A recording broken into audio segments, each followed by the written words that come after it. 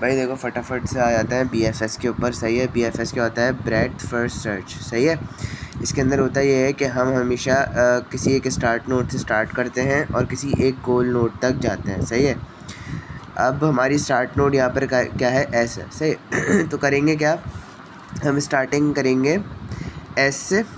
सही है, अब जब हम दूसरे मतलब S को जब हम सर्च करेंगे तो हम ऊपर इन दोनों को सर्च करेंगे सबसे पहले, यानी कि S के साथ कौन मिला हुआ है? A, और S के साथ कौन मिला हुआ है? B। तो आ जाएगा A और B।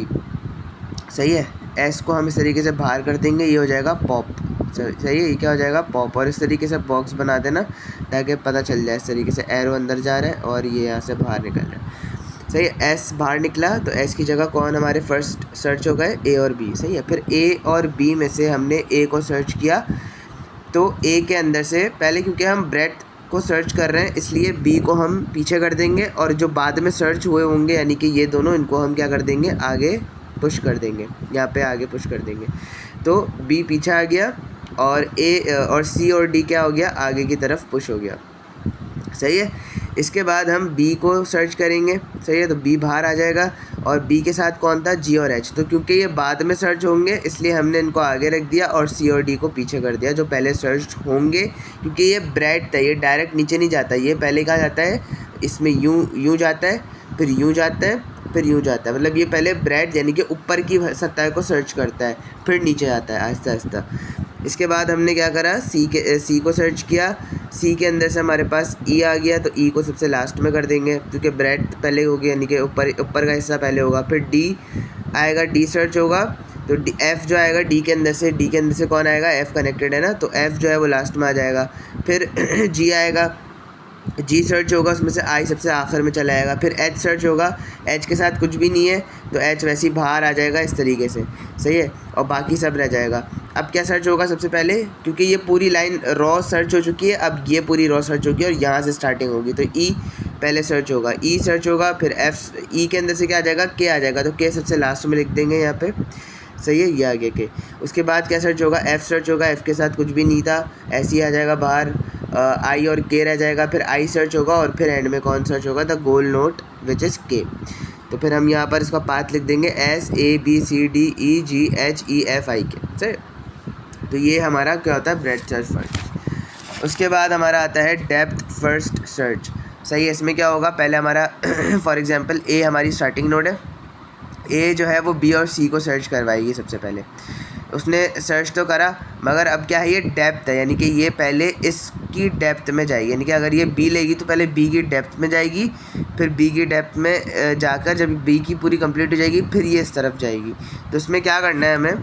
ध्यान से देखो पहले A सर्च हो जाएगा, A बाहर आ जाएगा, B और C अंदर आ जाएगा। अब जब B सर्च होगा तो B के साथ जो D और E जुड़े हुए हैं वो हम स्टार्टिंग में लिखेंगे।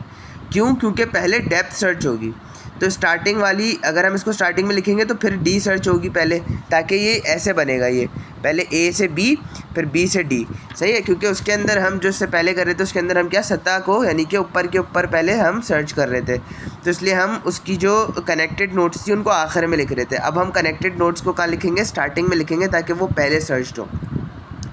B निकला, B से कनेक्टेड सर्च कौन सी थी? D और E थी, और C हमारे पास ऐसे ही लिखा है, इसको अभी हम नहीं छेड़ेंगे, इसको बाद में हम करेंगे, पहले हम डेप्थ में जाएंगे, यानी कि हम D पे जाएंगे। पहले D पे गए, D के साथ कुछ कनेक्टेड नहीं था, आगे बढ़ गए, E पे आए, E बाहर आया, E को सर्च करा, पॉप हुआ, E बाहर आया, E के साथ कुछ भी कनेक्टेड नहीं था। अब क्या बचा? सिर्फ C बचा। ये दोनों हमारी पूरी डेप्थ ये हो चुकी है। अब हम इस साइड पे जाएंगे, यानी कि अब हम जाएंगे C की साइड पे। C की साइड पे आए, F और G कनेक्टेड था, स्टार्टिंग में लिख दिया, पहले F होगा, F के साथ कुछ कनेक्टेड नहीं है, G है, G हमारी क्या है? गोल नोड है, G आ जाएगी एंड के अंदर। दैट्स इट, आसान सा है बहुत। अच्छा, अब हमारे पास है ए स्टेरिक एल्गोरिथम। ए स्टेरिक एल्गोरिथम्स में हमारे पास क्या है? हम पहले इसको देख लेते हैं। यहाँ पर हमारे पास सबसे पहले है fx, एक फंक्शन है, उसके साथ हमारी ह्यूरिस्टिक वैल्यू है और एक gx वैल्यू है। अब ये जो gx वैल्यू होती है कॉस्ट सो फार, और ह्यूरिस्टिक वैल्यू h के साथ हमारे पास रिप्रेजेंट होती है। सही है। अच्छा, अब हम क्या करते हैं सबसे पहले? अच्छा, हमारी ह्यूरिस्टिक वैल्यूज़ कौन सी होती हैं? जो s के साथ ये जो ऊपर लिखी हुई हैं ये सारी, ये कौन सी होती हैं? ह्यूरिस्टिक वैल्यूज़ होती हैं। और ये जो डैश के ऊपर लिखी हुई है ये कौन सी होती हैं, ये गोल या जी एक्स की वैल्यूज़ होती हैं। जी एक्स होता है और ये कौन सी होती है, ये एच एक्स होता है। सही है। स्टार्टिंग नोड हमारी क्या है, एस। अब हम एस से सबसे पहले हम एस से एस को सर्च करेंगे। सही है। फॉर एस हमारी जो ह्यूरिस्टिक वैल्यू होगी वो 4 है, राइट। हमारी ह्यूरिस्टिक वैल्यू क्या है, 4 है। 4 कौन सी होती है, जो उसके ऊपर सर्किल के ऊपर लिखी होती है, विच इज़ 4। तो हम यहाँ लिखेंगे heuristic value is 4 but there is no cost so far, क्योंकि कोई कॉस्ट नहीं है एस के साथ। हम ऐसा आ रहे हैं ना, एस से एस पे ही आ रहा है, तो ज़ीरो पाथ है इसका। सही है। तो इसलिए हमने यहाँ पर कॉस्ट क्या लिखी, 0, और 4 + 0 क्या होता है, 4 होता है। फिर हम S से A पे जाएंगे। अब जब हम S से A पे जाएंगे तो हम क्या करेंगे, इसकी ह्यूरिस्टिक वैल्यू क्या होगी, 2, और इसका पाथ कितना आ रहा है, 1, यानी कि 2 + 1 3। तो फिर हम क्या करेंगे, यहाँ लिख देंगे 2 + 1 = 3। फिर हम जाएंगे S से B पे। S से B पे गए, ह्यूरिस्टिक वैल्यू क्या है, 1 है, पाथ हमारे पास 4 है, तो 1 + 4 5। फिर हमारे पास 5 आ जाएगा। हमें जाना कहाँ है, गोल नोड पे जाना है ना। तो हम पहले क्या करेंगे, S A G, ये तीनों जो है पहले ये चेक करेंगे, फिर ये चेक करेंगे। अच्छा, S से A से G। अच्छा, G की ह्यूरिस्टिक वैल्यू क्या है, 0, और इसका पाथ क्या बन रहा है, 1। S से A 1 और A से G 5, तो 0 + 1 + 5 which is 6, right. Now we will check S B and G। तो ह्यूरिस्टिक वैल्यू क्या है G की, जिसके ऊपर जाना है उसकी चेक करते हैं। ह्यूरिस्टिक वैल्यू 0 है, तो 0 आ जाएगी। और पाथ क्या है, S से B का 4 और B से G का 1, तो 4 + 1 0 + 4 + 1 which is 5। So we will take the minimum path which is S to B to G। तो हम ये वाला पाथ सेलेक्ट कर लेंगे। अब नेक्स्ट बात है ग्रीडी बेस्ट फर्स्ट सर्च, इन विच हमारी जो फंक्शन वैल्यू है और जो हमारी ह्यूरिस्टिक वैल्यू है वो दोनों क्या हैं, सिमिलर हैं। तो इसमें क्या करेंगे हम, A हमारे पास क्या है, स्टार्टिंग नोड है, और G हमारे पास गोल नोड है, यानी कि हमें A से G पे जाना है। सबसे पहले हम A से जो कनेक्टेड नोड्स हैं उनको चेक करेंगे और उनमें देखेंगे कौन सी मिनिमम वैल्यू है। सही है। तो देखो 40 यहाँ पर है, इस पे चेक नहीं करेंगे, A पे ऑब्वियसली बात है। तो A से कनेक्टेड कौन सी है, D C और B। अब हम इसमें देखेंगे कि F ऑफ B, यानी कि अगर हम सेलेक्ट कर रहे हैं पाथ को B को, तो हमारा जो B पाथ है वो उसकी ह्यूरिस्टिक वैल्यू क्या है, 32। सही है। हमारी D की FD, अगर हम D पाथ सेलेक्ट करेंगे तो उसकी ह्यूरिस्टिक वैल्यू क्या आ जाएगी, 35, क्योंकि F और H ये दोनों क्या है, सेम है, =2 डाला हुआ है, तो 35 है। और इसी तरीके से C की वैल्यू क्या है, 25, तो सबसे छोटी कौन सी है, 25, तो हम कौन सा रास्ता चूज़ करेंगे, 25। फिर हम लेंगे कौन सा, A से C चले जाएंगे। अब C से हमें जाना है F और E पे। तो अब इन दोनों में कि हम लोग क्या करेंगे, स्मॉलेस्ट पाथ चेक करेंगे। FE = यहाँ पर लिखा हुआ है F = HF विच इज़ 17, और FE = HE = 19। तो 19 और 17 में से कौन सा छोटा है, 17, तो हम 17 पे चलेंगे, यानी कि A से C से F। अब F आगे किससे कनेक्टेड है, F कनेक्टेड है D से, G से एंड C से वापस। बट हम क्योंकि हमें मूव फॉरवर्ड करना है तो हम इसको जाहिर कर सकते हैं, अगर करना चाहो, FD HD = 35, यानी कि अगर हम पीछे जाएंगे तो 35 है और आगे जाएंगे तो 0 है। सही है। पीछे तो जा नहीं सकते ना, यहाँ जा सकते हैं, यहाँ जा सकते हैं, तो यहाँ तो जाएंगे नहीं क्योंकि ये तो स्टार्टिंग नोड पे आ जाएंगे वापस। यहाँ जाएंगे क्योंकि गोल नोड है, तो गोल नोड पे आएंगे तो A से C से F से G, यानी कि यहाँ से यहाँ आए, फिर मिनिमम वैल्यू यहाँ पर, फिर सबसे मिनिमम वैल्यू गोल नोड की। सही है। तो A से C से F से G। सही है, समझ आ गई। अब आगे बढ़ते हैं। नेक्स्ट है हमारे पास 8 पज़ल विद ह्यूरिस्टिक। इसमें होता क्या है, स्टार्टिंग गोल होता है, स्टार्टिंग नोड होती है और एक गोल नोड होती है। इसके अंदर हम जो है एक मिसिंग प्लेस होती है दोनों में। अब हमारे पास स्टार्टिंग में जो मिसिंग प्लेस है और गोल में जो मिसिंग प्लेस है, उन वैल्यूज़ को बेसिकली मैच करना है। हमारे पास जो वैल्यूज़ गोल स्टार्टिंग में है वो गोल से मैच करनी चाहिए, लेकिन यहाँ पर हम देखते हैं कि ये मैच नहीं कर रही हैं। तो हमें क्या करते हैं, स्टेप्स हमें फॉलो करने हैं। अब इसको स्टेप्स को फॉलो कैसे करते हैं, गोल स्टेट के हिसाब से स्टार्ट स्टेट पे कितनी वैल्यूज़ मिसप्लेस्ड हैं। सही है। यहाँ पर गिन लो कितनी वैल्यूज़ मिसप्लेस्ड हैं। फिर 3 stage starting from start state we can put empty state up down left right. देखो यहाँ पर हमारे पास क्या है, एम्प्टी स्पेस यहाँ पर है, यानी कि बिल्कुल कॉर्नर पे है। तो हमारे पास जगह कहाँ है, इसको मूव भी कर सकते हैं हम इस एम्प्टी स्पेस को। तो हम कहाँ मूव कर सकते हैं, एक ऊपर, एक नीचे और एक सीधे हाथ पे, यानी कि राइट हैंड पे। तो हम क्या करेंगे, इसके 3 वो बनाएंगे। अच्छा, पहले हम क्या है हमारे पास, हम पहले इसको कहाँ करा है हमने, ऊपर करा है। तो हमने पहले इसको एम्प्टी स्पेस को ऊपर भेज दिया, तो ऊपर वाला 1 नीचे आ गया। तो ये हो गया 2 3 1 4 6 7 5 8। उसके बाद हमने उसको नीचे भेज दिया, तो 7 ऊपर आ गया। सही, 7 ऊपर आ गया, तो 1 2 3 7 4 6 5 8 और एम्प्टी स्पेस यहाँ पर आ गई। अब हम इसको राइट पे भेज देंगे, तो 1 2 3 4 और फिर राइट पे 4 यहाँ था ना बीच में, यहाँ पर आ गया। अब 6 7 5 8। अच्छा, अब हम क्या करेंगे, इसकी इन तीनों में मिसप्लेसेस, मतलब वैल्यूज़ कितनी मिसप्लेस्ड हैं, किसको देख के, गोल स्टेट को देख के। देखो पहली वाली के अंदर क्या है, 1 ही नीचे गया हुआ है, फिर 2 3 सही है, यानी यहाँ पर पहले 1 हो गई। फिर कौन सा, 4 अपनी जगह से हिला हुआ है, 4 यहाँ होता है, यहाँ है, सही है, ये दूसरी आ गई। फिर 5 अपनी जगह से हिला हुआ है, सही है, तो 5 ये तीसरी आ गई। फिर 8 अपनी जगह से हिला हुआ है, बाकी 6 और 7 अपनी जगहों पर हैं। तो यहाँ पर कितनी टोटल वैल्यूज़ हैं, 4। इसी तरीके से हम दूसरे वाले में गिनेंगे, 1 2 3 सेम है, 4 और 7 हटा हुआ है, 5 और 8 भी हटा हुआ है अपनी जगह से, तो हम h = 4 लिख देंगे।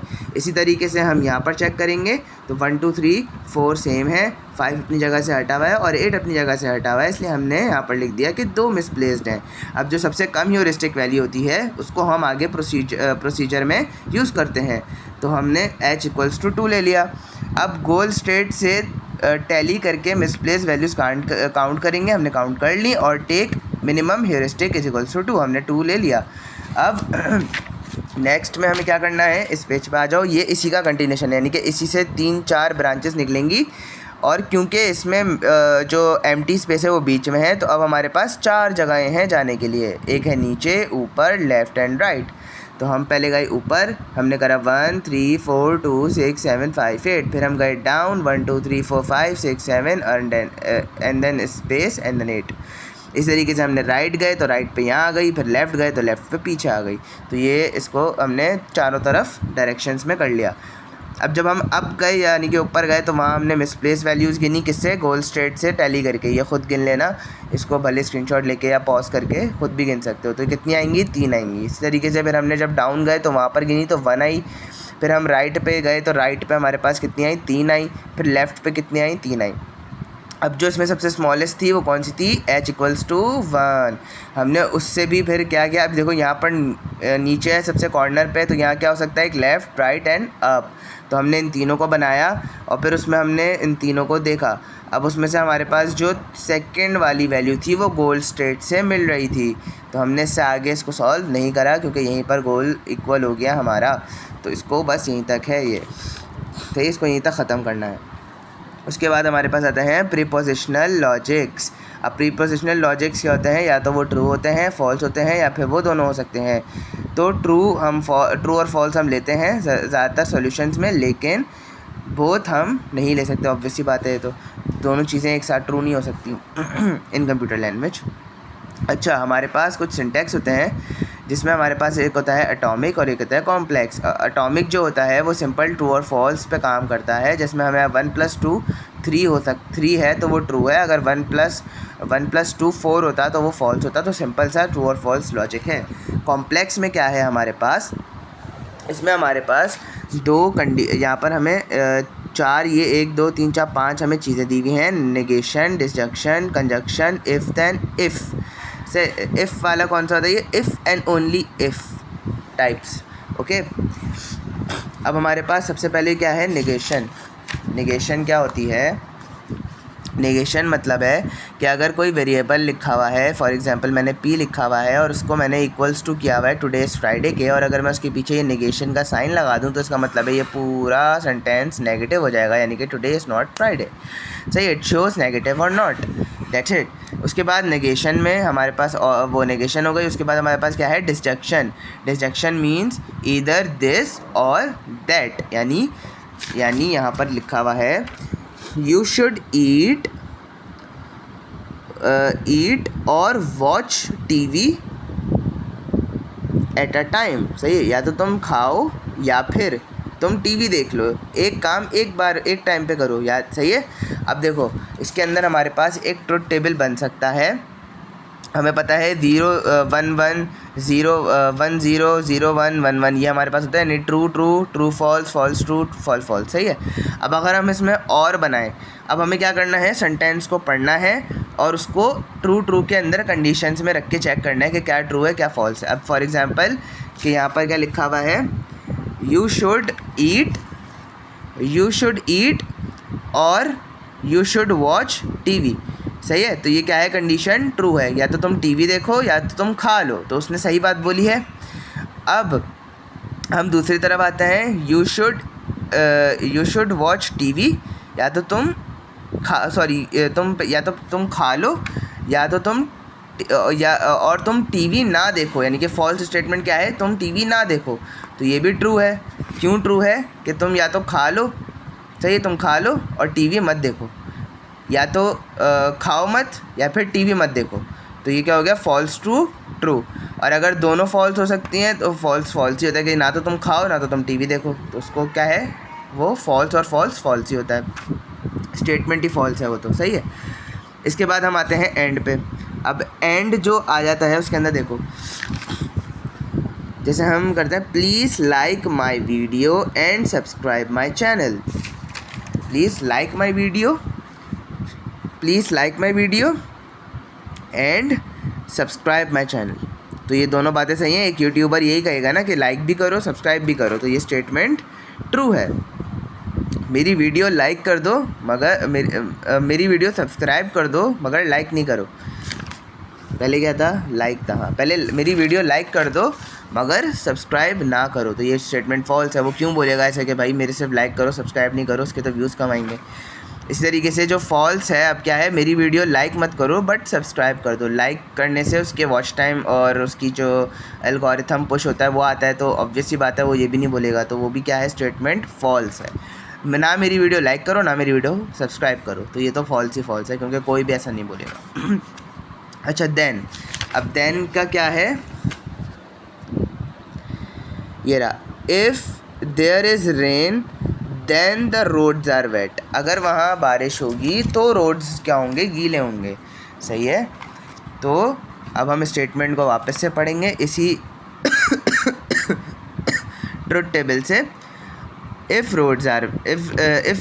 क्या था यार, if there is rain then the roads are wet, obviously बात है, ये तो ट्रू है। If there is rain roads are not wet, अगर वहाँ बारिश होगी तो रोड्स जो हैं वो गीले नहीं होंगे, तो ये तो गलत है, ऑब्वियस बात है, जब बारिश होगी तो गीले होंगे रोड, सही है। अगर वहाँ बारिश नहीं होगी तो भी रोड्स गीले हो सकते हैं, तो ये मतलब कहीं ना कहीं हमारी बात ट्रू भी हो सकती है, क्योंकि कई बार जो होता है वो बारिश ना भी हो तब भी हमें पानी मिल जाता है, वो गटर का भी हो सकता है या फिर नॉर्मली सफाई वफाई नहीं हो सकती, तो वो हमें ट्रू मिल सकता है, इसलिए ये ट्रू स्टेटमेंट है। हमें ना बारिश हुई ना रोड गीले हुए, तो ऑब्वियस सी बात है तो ट्रू होगा। इफ़ मतलब इफ़ एंड ओनली इफ़, यानी I will go to mall if and only if I have to do shopping, यानी कि मैं मॉल तभी जाऊंगा जब मुझे शॉपिंग करनी होगी। अब इसको भी रख के देख लेते हैं, I will go to mall if and only if I have to go to shopping, तो यहाँ पर दोनों चीज़ें ट्रू हैं, तो ट्रू आ जाएगा। I will go to mall if and only if I do not want to do shopping, अगर मैं मॉल जा रहा हूँ तो मुझे शॉपिंग तो करनी है, ऑब्वियसली ये फॉल्स स्टेटमेंट है, तो एफ़ आ जाएगा। मैं मॉल नहीं जाऊँगा लेकिन मुझे शॉपिंग करनी है, तो ये भी फॉल्स है, मॉल जाना पड़ेगा शॉपिंग करने के लिए। मैं मॉल भी नहीं जाऊँगा, मैं शॉपिंग भी नहीं करूँगा, तो ऑब्वियसली बात है ट्रू है, भाई तू ना जा, सही है। तो अब जो एक टॉपिक रह गया जेनेटिक्स का, वो मैं अभी करके दिखाता हूँ इसके बाद।